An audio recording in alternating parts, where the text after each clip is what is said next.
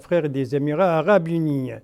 Je suis, Altesse et chers frères, je suis heureux de vous exprimer mes sincères félicitations à l'occasion de votre élection, de l'élection de votre Altesse à l'unanimité par le Conseil supérieur de l'Union, président de l'État frère des Émirats Arabes Unis. J'implore Allah le Tout-Puissant de guider vos pas pour la continuité et le parachèvement de la marche de progrès qu'a connu l'État frère des Émirats Arabes Unis et dont les piliers ont été posés par son Altesse Cheikh Zayed Ben Sultan Al Nahyan et son Altesse Cheikh Khalifa Ben Zayed Al Nahyan, qu'Allah l'accueille dans son saint paradis. C'est là une occasion pour vous réitérer notre volonté de continuer d'œuvrer pour renforcer et développer les relations de fraternité et de coopération existant entre nos deux pays dans l'intérêt de nos deux peuples frères. Veuillez agréer, Altesse et chers frères, l'expression de ma très haute considération, votre frère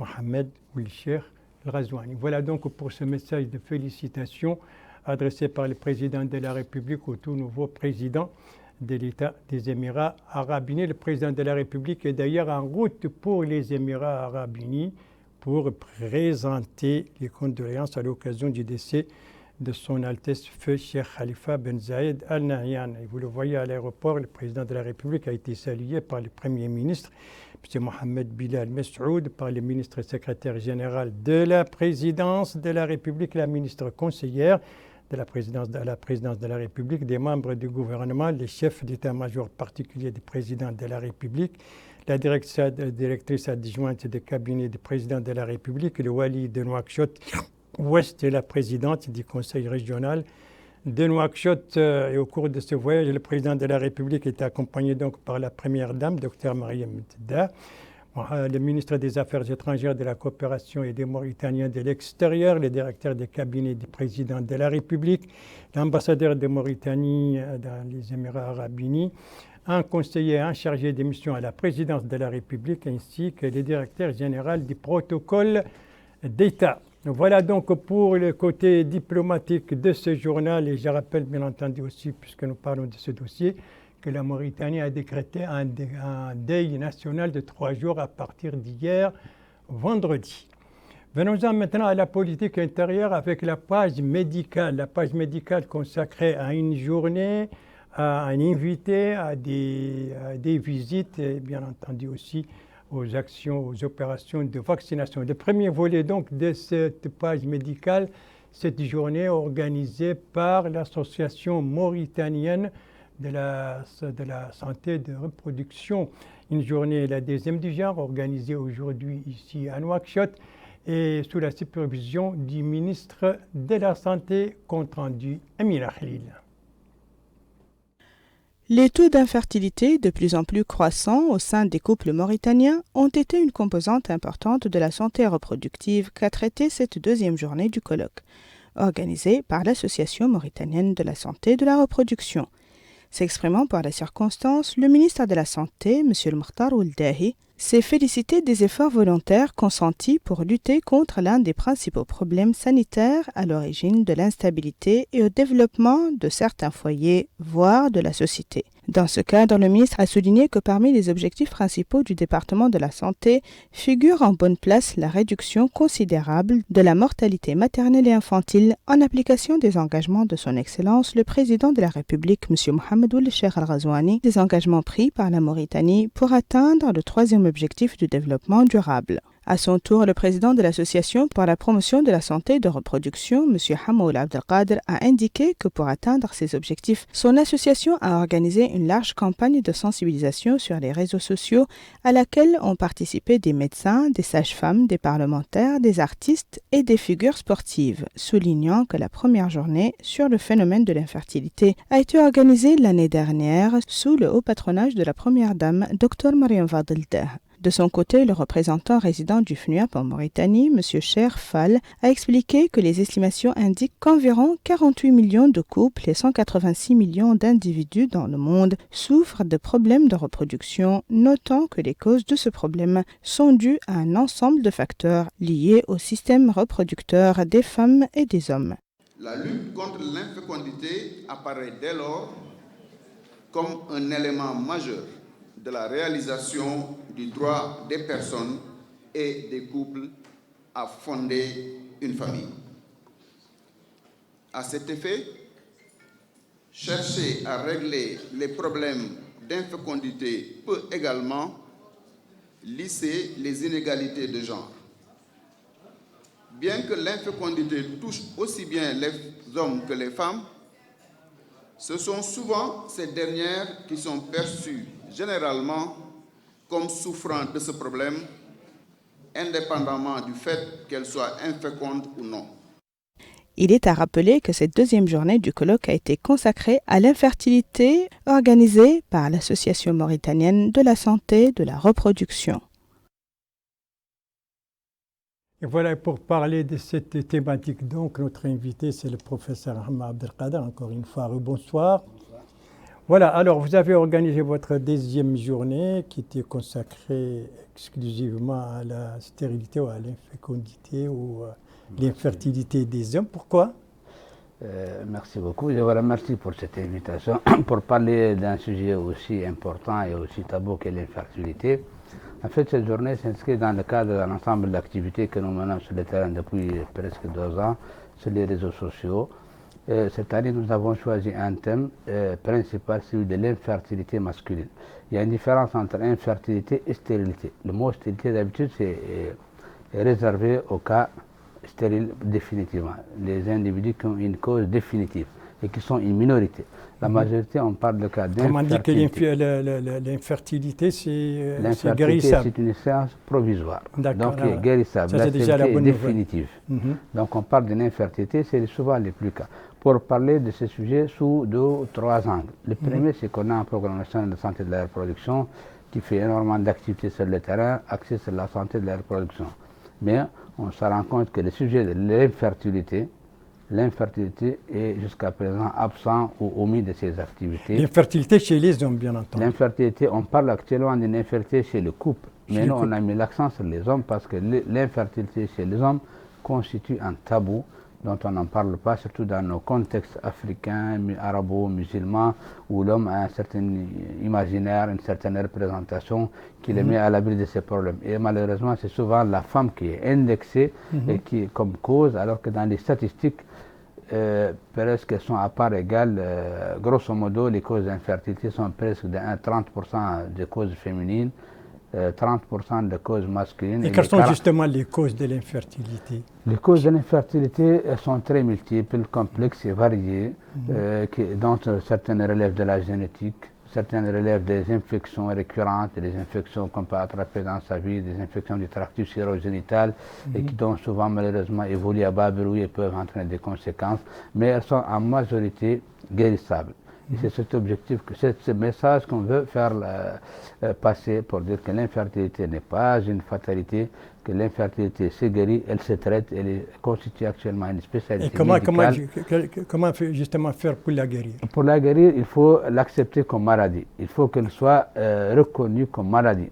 Quand on voit que tous nos systèmes d'assurance maladie, toutes nos assurances maladie excluent la prise en charge de la stérilité de leur couverture. Et donc, on trouve que les malades sont divisés en deux parties. Soit les nantis, les aisés qui peuvent se permettre de voyager à l'étranger pour avoir une prise en charge, et les non-nantis ou ceux qui ont des moyens limités, qui passent toute leur vie à vagabonder, à passer de médecin à médecin, et surtout avec beaucoup de marchands d'illusions, de charlatanisme et tout cet engrenage dans lequel ils se retrouvent, et malheureusement, ils sont souvent se retrouvent dépouillés et déplumés et sans résultat. Et quelles sont les difficultés que vous rencontrez dans votre travail quotidien pour justement lutter contre cette infertilité, ou contre plutôt la mentalité qui fait que cette l'infertilité chez la femme, elle est souvent acceptée. Oui. Et même moi, je parle de chez les hommes. C'est souvent la femme qui est demandeuse de traitement, et c'est elle qui fait toujours le premier pas. Malheureusement, chez l'homme, le cas est différent. Elle est difficilement acceptable. L'homme la vit souvent comme un manque, comme une dépréciation du soi, et il se plie rarement. De virilité. La virilité, ça le renvoie dans son inconscient à une notion de virilité, alors que les deux phénomènes sont totalement différents. Et on trouve souvent que la majorité des hommes refusent même de se faire explorer, refusent de consulter, refusent d'examiner, et parfois aussi refusent le diagnostic des médecins quand on leur parle de leurs problèmes. Malheureusement, la maladie, tout le monde, on ne peut pas y échapper, mais la nier aussi n'est pas la bonne solution. Et quelle est la situation justement de ce phénomène, de cette infertilité, de cette stérilité ou cette infertilité aujourd'hui en Mauritanie, puisque le représentant dit FUNI n'a pas donné des chiffres officiels, parce que le phénomène n'est pas reconnu comme une maladie. Donc dans le registre des Mais vous, en tant que médecin, vous reconnaissez. J'y arrive. Il n'est pas reconnu comme une maladie. Dans les statistiques du ministère, il ne figure pas. Donc il n'y a pas de statistiques nationales. Mais on l'évalue, d'après les statistiques internationales, autour de 15% de couples. 15% de couples auront un jour ou l'autre besoin d'une intervention médicale pour créer.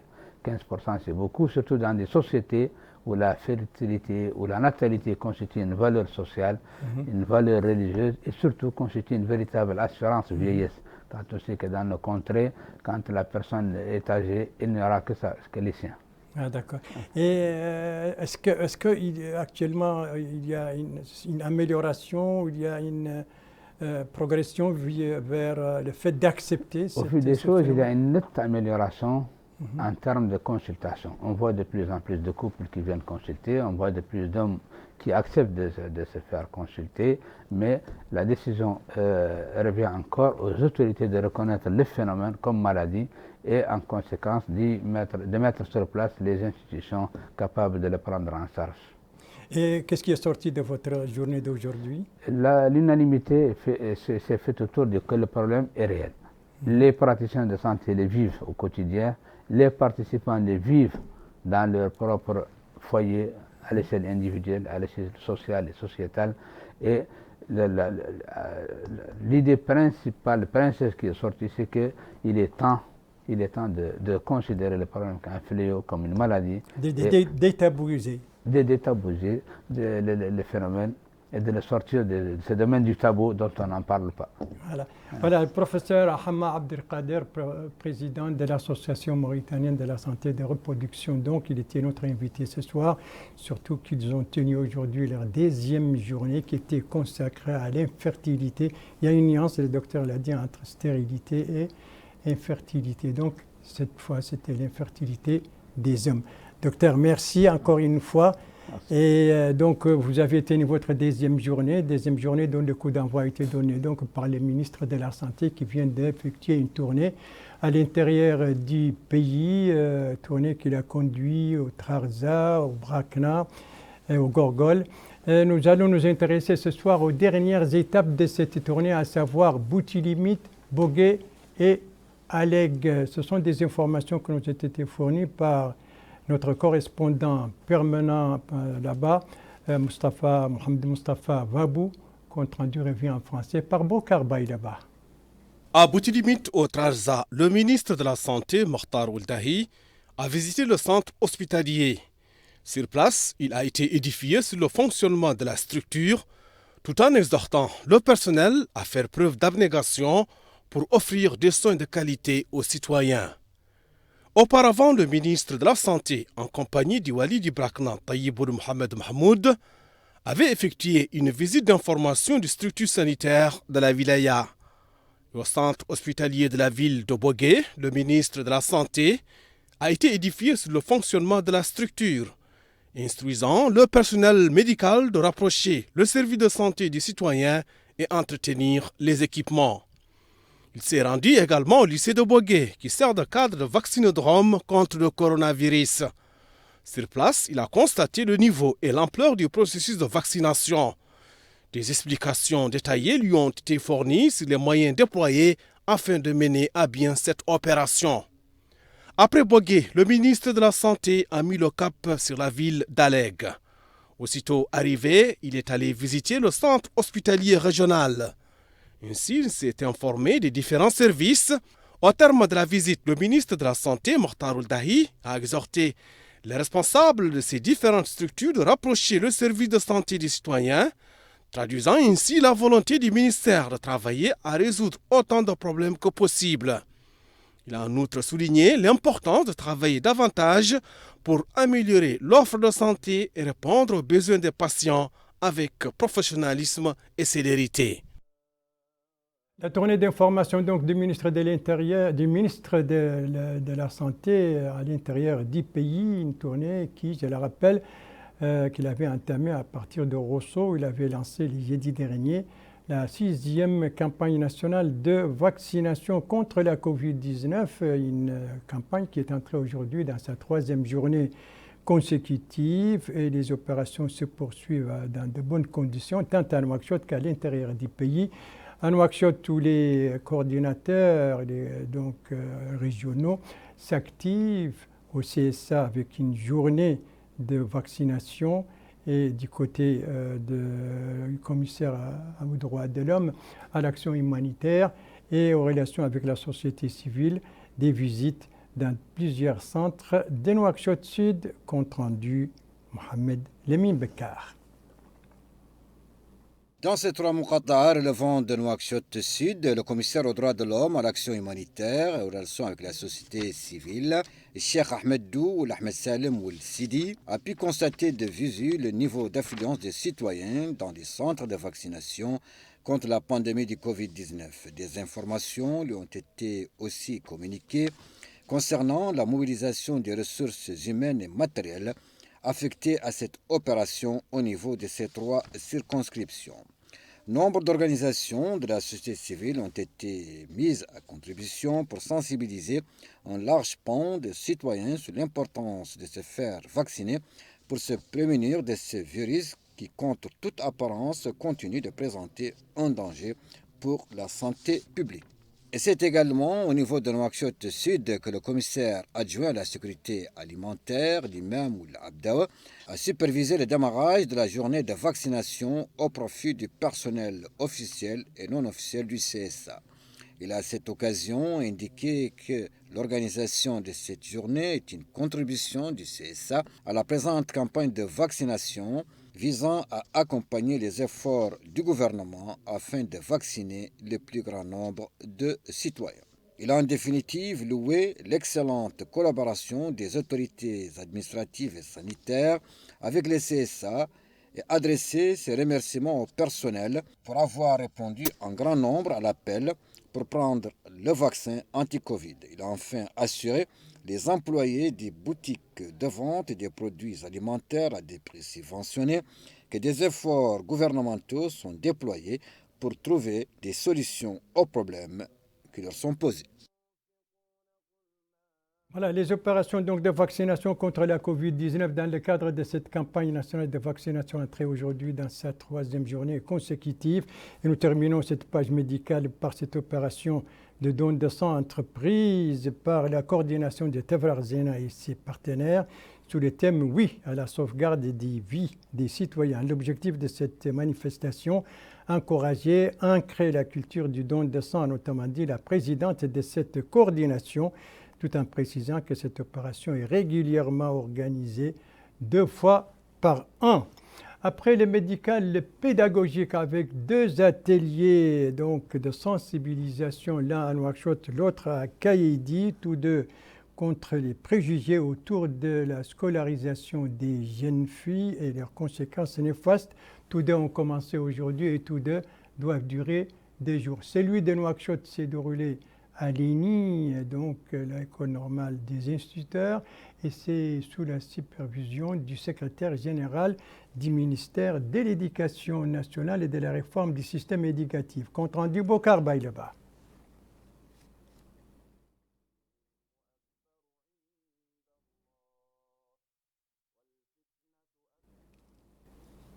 Des problèmes techniques? Devenu l'un des leitmotifs importants de ces dernières décennies. Pour les jeunes filles qui fréquentent l'école, les mesures à mettre en place de toute urgence consistent à prévenir leur abandon. D'ailleurs, c'est tout le sens de l'organisation de ces journées de sensibilisation au profit des élèves enseignants sur les répercussions des mentalités rétrogrades sur la scolarisation des filles. Dans ce cadre, le ministère de l'Éducation nationale et de la réforme du système éducatif a pris d'importantes mesures et ouvert plusieurs chantiers de réforme sur différents axes, dont particulièrement la formation des élèves maîtres. Le choix de placer cette formation en tête des préoccupations du département découle de la conviction que toute politique éducative qui ne repose pas sur la préparation des futurs enseignants est vouée à l'échec. C'est dans cette optique que s'inscrivent ces journées de sensibilisation au profit des élèves maîtres sur les effets négatifs des stéréotypes hostiles à la scolarisation des filles. Les principales études menées en ce sens montrent que les représentations sociales et les mécanismes internes à l'école sont en grande partie à l'origine de la non-scolarisation et la déscolarisation des filles. Les acteurs de l'école produisent et reproduisent les différences entre filles et garçons sans en avoir nécessairement conscience. Or, l'école dont la mission est de préparer les futurs citoyens a le devoir d'inculquer les valeurs de l'égalité entre tous les individus et d'éviter tout comportement qui peut encourager les stéréotypes de genre. Messieurs les enseignants du futur, je vous appelle à promouvoir une culture de lutte contre les discriminations et développer les pistes de solutions capables d'atténuer les effets négatifs des stéréotypes, tout en vous rappelant que l'épanouissement des filles que nous recommandons ne peut être conçu qu'à travers les normes et les valeurs de notre société. En marge de la cérémonie de lancement, la coordinatrice de la cellule chargée de la promotion du genre, Mme Nana Mintamoulaye Hassan, a déclaré que toutes les études et enquêtes menées par les secteurs concernés prouvent que certaines filles ont des difficultés à poursuivre leurs études et l'incapacité de réussir les examens finaux. Elle a ajouté que cela est dû à un certain nombre de stéréotypes socio-économiques. Ensemble, l'objectif de l'organisation de ces journées est d'aborder des problèmes de l'intérieur de l'environnement scolaire, de mettre en lumière les effets négatifs que la société perçoit sur la scolarisation des filles.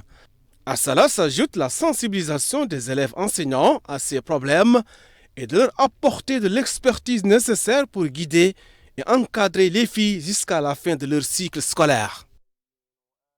Voilà donc pour cet atelier ou ces journées de sensibilisation organisées à Nouakchott. Parallèlement, s'ouvrait également aujourd'hui à Kaïdi. On doit voir les images, les voilà. Un atelier similaire avec la même thématique, la formation sur les effets négatifs des mentalités rétrogrades empêchant la scolarisation des filles. Et à Kaïdi, c'est le Wali Moussaïd qui en a donné le coup d'envoi. L'atelier dure 2 jours. Il cible les élèves des écoles normales, des instituteurs, ceux-là même qui auront assuré l'éducation et la sensibilisation dans les écoles où ils seront affectés. Merci de suivre les JTF de Mauritanie. La suite du journal avec les activités du secrétaire général du ministère de la Culture, de la Jeunesse, des Sports et des Relations avec le Parlement à Agdjouf, la capitale de l'Inchiri. Le secrétaire général a effectué aujourd'hui des visites d'information dans des services et des infrastructures relevant de son département. La délégation régionale de la jeunesse, l'espace de la jeunesse ou encore le stade olympique de la ville. L'espace de la jeunesse justement où il avait présidé hier soir en compagnie de la Wali de l'Inchiri, une rencontre avec les associations des jeunes. Voilà, passons maintenant aux activités des partis politiques avec ce soir celle de Tewasol, dont l'organisation des jeunes vit à l'ère de son 5e congrès.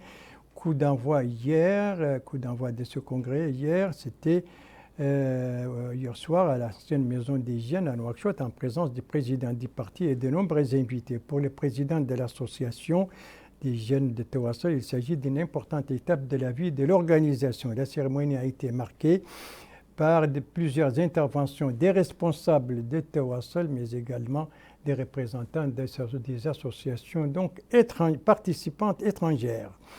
Une page sportive pour terminer ce journal, page sportive consacrée au championnat de football au niveau de Nouakchott Nord. Coup d'envoi aujourd'hui, compte rendu Bokar Baïleba.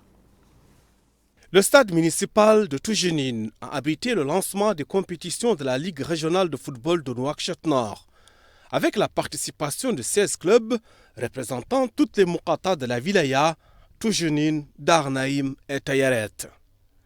Ces 6 équipes sont scindées en 2 groupes constitués chacun de 8 équipes. Il y a un match d'ouverture, c'est l'équipe du FC Toujunine 2 qui s'est imposée 1-0 face au FC Zatar de Dar Naïm. Et dans une allocution prononcée à cette occasion, le président de la Ligue régionale de football de Nouakchott-Nord, Mohamed El Henn, a déclaré que l'organisation de ce type de compétition incite les jeunes à s'intéresser au sport et par conséquent à interagir avec la ferme volonté des hautes autorités du pays à développer le football et soutenir les clubs sportifs. A noter que le tournoi régional consacrera la participation de l'équipe gagnante en sa qualité de représentant de tous les clubs de la wilaya de Nouakchott-Nord, un club de 2e division à Nouakchott. C'est ce tournoi donc de football au niveau de Nouakchott-Nord que se termine ce journal. Merci à vous, madame, mademoiselle, monsieur, de l'avoir suivi. Merci bien entendu aux équipes rédaction et techniques qui ont participé à sa conception. Je vous en rappelle les principales informations. Ici, c'était le départ ce matin du président de la République, départ de Nouakchott pour les Émirats arabes unis, pour présenter les condoléances à l'occasion du décès du président émirati. Ici, c'est la 2e journée sur l'infertilité masculine organisée par l'Association mauritanienne de la santé et de reproduction, journée qui s'est tenue aujourd'hui à Nouakchott, coup d'envoi donné par le ministre de la Santé. Ici, ce sont les opérations de vaccination contre la COVID-19, tant à Nouakchott qu'à l'intérieur du pays, des opérations qui se poursuivent pour la 3e journée consécutive, et c'est là jusqu'au 18 mai prochain. Justement, à propos de la COVID-19, donc profitez de cette campagne, 6e campagne nationale de vaccination pour vous faire vacciner, soit pour la première dose, soit pour la 2e, soit pour le rappel. Surtout que ces dernières 24 heures, les services compétents du ministère de la Santé ont enregistré 18 nouvelles infections de la COVID-19. Vous le voyez, continuez à respecter les mesures préventives et faites-vous vacciner. C'est la seule arme la plus efficace pour se prémunir contre la COVID-19. Et ce sont des gestes qui sont très simples et qui ne demandent pas beaucoup d'efforts, sinon la volonté de les appliquer. Pourtant, ce sont des gestes qui permettent de sauver des vies. Votre santé est entre vos mains. Prenez soin de vous pour vous préserver et préserver les autres. Et si vous aimez vos proches, eh bien, pas d'approche et pas non plus de reproches. Et tous vaccinés, tous protégés. Sur ce, je vous signale que l'IJTF reviendra demain à la même heure, 22h. Vous serez en compagnie, suivant le planning des services, vous serez en compagnie d'Ndei Sao Sidi. Quant à moi, il ne me reste plus qu'à vous souhaiter une très très bonne fin de soirée, une très très bonne fin de semaine et à vous donner rendez-vous, Inch'Allah, rendez-vous vendredi prochain à la même heure, 22h. Bonsoir.